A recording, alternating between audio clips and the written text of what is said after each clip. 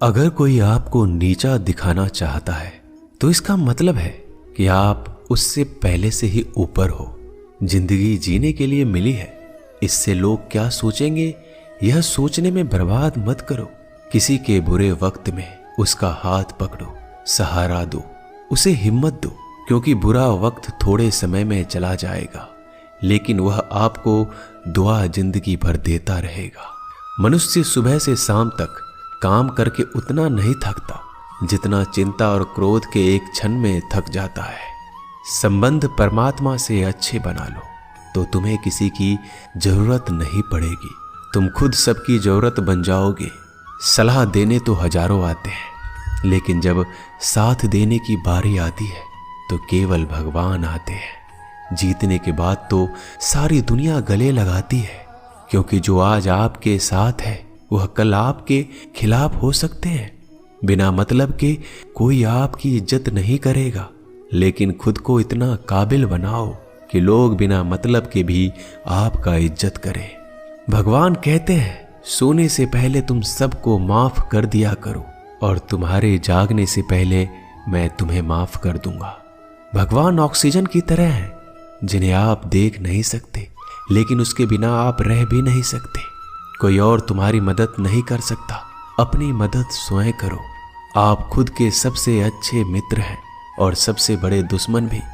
इंसान तब समझदार नहीं होता जब वह बड़ी बातें करने लगे, बल्कि समझदार तब होता है जब वो छोटी छोटी बातों को समझने लगे। आप किस समय सही थे इसे कोई याद नहीं रखता, लेकिन आप किस समय गलत थे ये सब याद रखते हैं। सब दुख दूर होने के बाद ही मन प्रसन्न होगा, यह आपका भ्रम है। मन प्रसन्न रखो, सब दुख दूर हो जाएंगे, यह हकीकत है। किसी भी व्यक्ति की कोई भी बात बुरी लगे तो दो तरह से सोचो। यदि व्यक्ति महत्वपूर्ण है तो भूल जाओ, और बात महत्वपूर्ण है तो व्यक्ति को भूल जाओ। रिश्तों का संबंध सिर्फ रक्त से नहीं होता, जो मुसीबत में हाथ थाम ले उससे बड़ा कोई रिश्ता नहीं होता। भगवान कहते हैं तुम सब कुछ मुझे सौंप दो, सारा दर्द परेशानी, और बिल्कुल हल्के होकर मुझे याद करो। धीरे धीरे तुम्हारा जीवन बदल जाएगा। हर रोज रात को सोने से पहले भगवान को अपनी पूरी दिनचर्या बता के सोएं। अगर आपके द्वारा किसी का दिल दुखा है तो मन ही मन उससे माफी मांगे। अगर आपका किसी ने दिल दुखाया है तो उसे माफ करके सारी चिंताएं भगवान को सौंप कर सो जाए। यकीन मानिए इससे आपकी जिंदगी खुशनुमा बन जाएगी। क्रोध बोला हुआ एक शब्द इतना जहरीला हो सकता है कि आपकी 1000 प्यारी बातों को 1 मिनट में नष्ट कर सकता है। सबको हंसाना लेकिन किसी पर भी हंसना मत।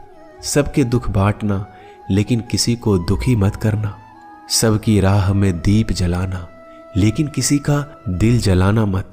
यही जीवन की रीत है, जैसा बोओगे वैसा ही पाओगे। दुआएं और प्रार्थनाएं असंभव को भी संभव बना देती है। ईश्वर को ना हमारे तन की जरूरत है ना धन की, उसको तो बस पवित्र मन की जरूरत है। इसलिए वो हमें कुछ भी छोड़ने के लिए नहीं कहता, बस कहता है बच्चे मन से विकार छोड़ो, गंदे विचार छोड़ो। जो आने वाला है वो हमेशा गुजरे हुए कल से बेहतर होगा।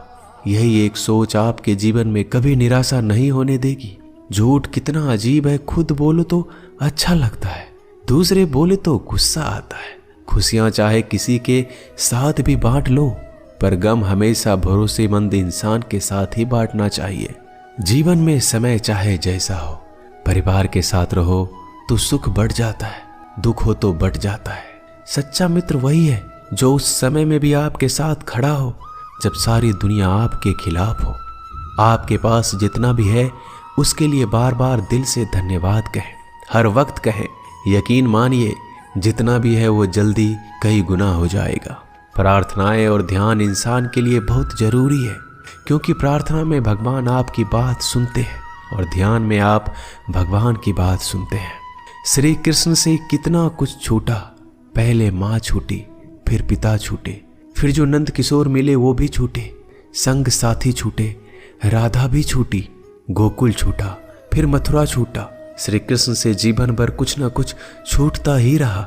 नहीं छूटा तो वो था देवत्व, मुस्कान और सकारात्मकता। श्री कृष्ण दुखी नहीं, उत्सव के प्रतीक है। सब कुछ छूटने पर भी कैसे खुश रहा जा सकता है, ये श्री कृष्ण से अच्छा कोई नहीं सिखा सकता। इसलिए हमेशा खुश रहें, सदा मुस्कुराते रहें। जीतने का मजा भी तभी आएगा जब लोग आपके हार का इंतजार करेंगे। गीता में लिखा है, यदि कोई आपको अच्छा लगता है तो अच्छा वो नहीं, अच्छे आप हैं, क्योंकि उसमें अच्छाई देखने वाली नजर आपके पास है। अपनी पीड़ा के लिए संसार को दोष मत दो, अपने मन को समझाओ। तुम्हारे मन का परिवर्तन ही तुम्हारे दुखों का अंत है। सोच और नीयत अच्छी रखिए, फिर आपके कष्ट प्रभु स्वयं दूर कर देंगे। याद रखना, भगवान से कभी उम्मीद छोड़ना नहीं और दुनिया वालों से कभी उम्मीद रखना नहीं। सुख दुख एक सिक्के के दो पहलू है। जहां सुख होगा वहां दुख भी होगा, जहां दुख होगा वहां सुख भी होगा। इसलिए सुख दुख के बारे में बिना सोचे निरंतर अपने लक्ष्य को प्राप्त करने के लिए प्रयास करते रहना चाहिए। एक बात हमेशा याद रखना, किसी के सामने गिड़गिड़ाने से ना मोहब्बत मिलती है ना इज्जत। इसलिए अपने स्वाभिमान को जिंदा रखो। कोई अगर आपकी किस्मत में होगा तो आपके पास खुद ही चलकर आएगा। दूसरों को हराने का मौका मत दो, बस खुद को आगे ले जाने की जिद पालो। कभी हार ना मानने की आदत ही एक दिन जीतने की आदत बन जाती है। सिर्फ दो चीजें मनुष्य के भाग्य का निर्माण करती है। पहला, स्वभाव। अगर आपके स्वभाव में अच्छाई, विनम्रता और गुण है तो आपका भाग्य चमकेगा।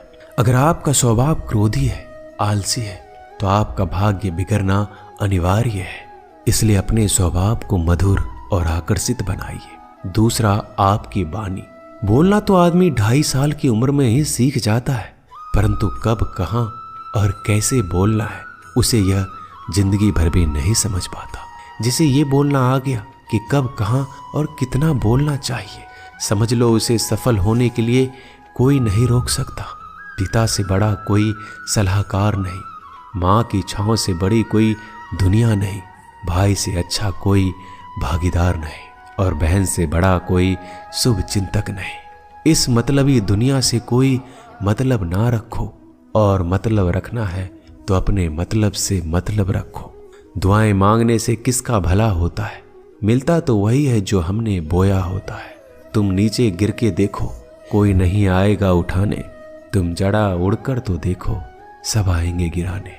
एक बात हमेशा याद रखना, अगर शराब की दुकान पर बैठकर दूध पियोगे तो तुम्हें शराबी का ही दर्जा मिलेगा, और किसी मंदिर में बैठ के पानी भी पियोगे तो तुम्हें एक संत का दर्जा दिया जाएगा। इसलिए आप किसके साथ उठते बैठते हो, ये बहुत मायने रखता है। दोस्तों, आशा करता हूं कि आपने इस वीडियो से बहुत सारी सीख ली होगी। मिलते हैं जल्दी एक नए ज्ञानवर्धक वीडियो में। धन्यवाद। अपना ख्याल रखिएगा।